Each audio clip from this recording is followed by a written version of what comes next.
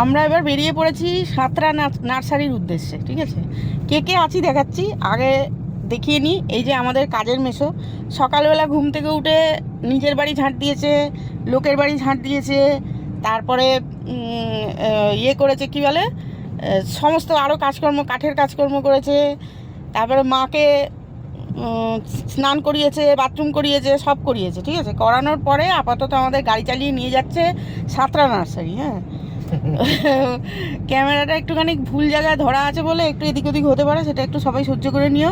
এই যে গাড়ি চালাচ্ছে, এরকম মাল্টিপারপাস কাজের মেসো সহজে কিন্তু পাওয়া যায় না। ঠিক আছে, আমি অনেক কষ্ট করে পেয়েছি, শিবের মাথায় প্রচুর জল দিয়েছি, তবেই এরকম মাল্টিপারপাস কাজের মেসো পেয়েছি। তোমরা জল দাও, পাবে। আপাতত দেখিয়ে দিই, পেছনে তিন্নি আছে, আমি ক্যামেরা ঘোরাচ্ছি, জানি না কতটা কি দেখা যাচ্ছে। এই যে তিন্নি, হাত তোলো।